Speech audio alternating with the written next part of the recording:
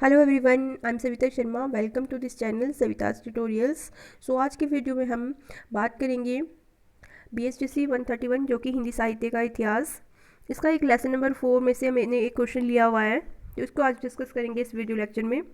और ये क्वेश्चन काफ़ी इंपॉर्टेंट है क्योंकि जो लेसन नंबर 4 है हिंदी गद्य साहित्य, इसमें उपन्यास, कहानी और नाटक, निबंध, इनमें से एक क्वेश्चन तो डेफिनेटली आएगा।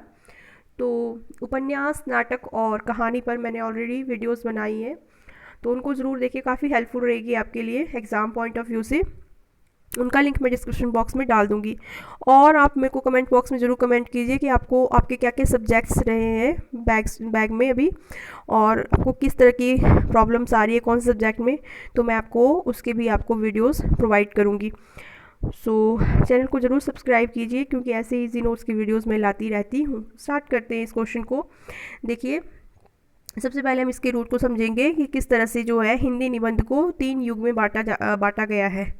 क्योंकि जो आचार्य रामचंद्र शुक्ल है, इनका निबंध में बहुत ज़्यादा महत्वपूर्ण, निबंध लेखन में काफ़ी महत्वपूर्ण योगदान रहा है। इसीलिए निबंध लेखन के युग को आचार्य रामचंद्र शुक्ल के नाम पर जो है बांटा गया। जैसे शुक्ल पूर्व युग कहेंगे इसको, ठीक है। शुक्ल पूर्व युग, शुक्ल युग और शुक्लोत्तर युग। मतलब शुक्ल से पूर्व के समय कैसे निबंध लिखे गए, किस कौन कौन निबंधकार थे, और शुक्ल के टाइम पर कौन कौन और निबंधकार थे, और शुक्लोत्तर मतलब शुक्ल जी के पश्चात कौन कौन से निबंधकार थे। तो इनका टाइम पीरियड भी यहाँ पर मेंशन है, 1850 से 1920 तक। इसमें भारतेंदु युग रहे और इसके साथ और भी निबंधकार थे, भारतेंदु युग के निबंधकार थे। और इसके अलावा शुक्ल युग में 1920 से 1940 का टाइम पीरियड रहा है। इसमें आचार्य रामचंद्र शुक्ल का योगदान महत्वपूर्ण रहा है। इनके साथ और भी निबंधकार थे। और शुक्लोत्तर युग में आपका 1940 से अब तक का है। इसमें हजारी प्रसाद द्विवेदी और इनके साथ और निबंधकार थे। तो इस तरह से इस तीन उसमें युगों में इनको बांट दिया गया है। तो हिंदी निबंध की शुरुआत 19वीं सदी के मध्य से मानी जाती है। तो निबंध लेखन की जो शुरुआत है, जैसे कि हम इस ग्राफ में देख सकते हैं 1850, तो 1800 के बाद की जो टाइम पीरियड है इसको हम 19वीं शताब्दी कहते हैं, ठीक है। तो 1850 मतलब 19वीं सदी के मध्य से इसका शुरुआत मानी जाती है निबंध लेखन की। आरंभिक निबंध लेखकों में भारतेंदु युग के लेखक का विशेष महत्व रहा है। तो ये टाइम पीरियड आरंभिक, इसमें भारतेंदु युग के जो लेखक थे, निबंधकार थे, उनका महत्व रहा है। हिंदी निबंध लेखन में आचार्य शुक्ल का केंद्रीय महत्व रहा है। उनके विचार, उनकी भाषा व लेखन शैली ने निबंध को उच्च स्वरूप प्रदान किया है। तो जो आचार्य रामचंद्र शुक्ल है, इनका बहुत ज़्यादा महत्वपूर्ण योगदान रहा है। और इनकी भाषा, उनकी लेखन शैली, इनके विचार ने निबंध को उच्च कोटि का स्वरूप प्रदान किया है।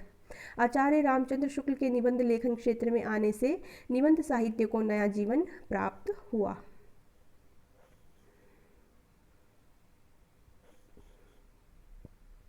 शुक्ल युग में गद्य की भाषा में नए प्रयोग हुए। तो शुक्ल जी ने और उनके साथ उनके युग में अन्य निबंधकारों ने भाषा के क्षेत्र में नए जो है प्रयोग किए।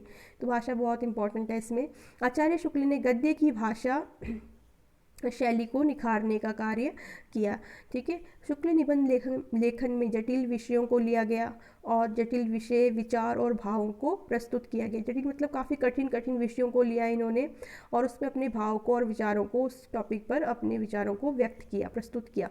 शुक्ल ने निबंध को अन्य लेख जैसे कि जीवनी हो गई, यात्रा वृतांत हो गया, ठीक है, संस्मरण हो गया, इन चीज़ों से भिन्न रखा। मतलब ये नहीं है कि निबंध भी सेम है, यात्रा वृतांत भी वैसा ही, मतलब इनके साथ नहीं है ये, मतलब इसको बिल्कुल अलग से इसको बिल्कुल इससे भिन्न रखा, ठीक है। जैसे कि निबंध के जो गुण होते हैं ना, क्वालिटी होती है, वो निखर कर इस युग में स्पष्ट दिखाई देने लगे। शुक्ल युग के प्रमुख निबंधकारों में थे, अब ये बहुत ही ईजी है और बहुत महत्वपूर्ण नाम है, इनको हम आसानी से याद रख सकते हैं। तो इसमें जो है शुक्ल के साथ और कौन कौन से निबंधकार थे प्रमुख, एक तो रामचंद्र शुक्ल जी थे, गुलाब राय थे, जयशंकर प्रसाद, सुमित्रा नंदन पंत, निराला, महादेवी वर्मा, नंद दुलारे वाजपेयी, शांति प्रिय द्विवेदी, प्रेमचंद, राहुल सांकृत्यायन, रामनाथ सुमन, ये सभी नाम जो है हमने सुन रखे हैं, इनकी कहानी निबंध हमने पढ़े हैं, काफ़ी इंपॉर्टेंट नेम्स है और याद रह जाएंगी। तो इनका योगदान काफ़ी उल्लेखनीय है। इस युग के प्रतिनिधि निबंधकार, ये सभी निबंधकार सभी उच्च कोटि के निबंधकार थे। इनके साथ इनके प्रतिनिधि जो थे निबंधकार थे वो थे आचार्य रामचंद्र शुक्ल। शुक्ल जी ने विभिन्न विषयों पर निबंध लिखे। उनके निबंध चिंतामणि के 3 भागों में संकलित है। तो जितने भी उन्होंने निबंध लिखे उनको चिंतामणि के 3 भागों में संकलित किया है उन्होंने। शुक्ल जी की प्रवृत्ति काफ़ी गंभीर और तीखे व्यंग्यों की रही है। तो शुक्ल जी की जो प्रवृत्ति थी वो तीखे व्यंग और गंभीर प्रवृत्ति रही है। तो ये मेन है, काफ़ी इंपॉर्टेंट है कि जो शुक्ल जी लिखते थे उनका विषय जो है काफ़ी गंभीर होता था और तीखे व्यंग्य करते थे, वो टाक्ष करते थे विषयों के ऊपर। उन्होंने विभिन्न मनोभावों जैसे कि भय, क्रोध, श्रद्धा, भक्ति, घृणा, करुणा, इन सभी विषयों पर, इन सभी भावों पर जो है निबंध लिखे हैं। शुक्ल जी ने साहित्यिक गंभीर विषयों पर भी निबंध लिखे हैं। शुक्ल जी हिंदी भाषा के बेजोड़ पारखी थे और वे शब्द और अर्थ के पारस्परिक संबंधों को अच्छी तरह से समझते थे। तो मतलब जो भाषा थी, भाषा में उनकी काफ़ी पकड़ थी, उस पर नए नए प्रयोग किए थे उन्होंने, है ना, और उस भाषा को समझते थे, उसके अर्थ और शब्द के पारस्परिक संबंधों को अच्छी तरह से समझते थे और उनका प्रयोग करते थे। शुक्ल जी ने विचारों को व्यक्त करने के लिए संस्कृत, फारसी, उर्दू, बोलचाल की भाषा को अपनाया था। उन्होंने हिंदी निबंध को नई ऊंचाइयों तक पहुंचाया था। हिंदी निबंध को उन्होंने कई ऊंचाइयां दी थी। तो इस तरह से देखो कितनी आसानी से आपका ये क्वेश्चन जो है हो जाता है और आपको आई होप अंडरस्टैंड हुआ होगा। सो अगर आपको वीडियो पसंद आए तो लाइक कीजिए, सब्सक्राइब ज़रूर कीजिए। Thank you.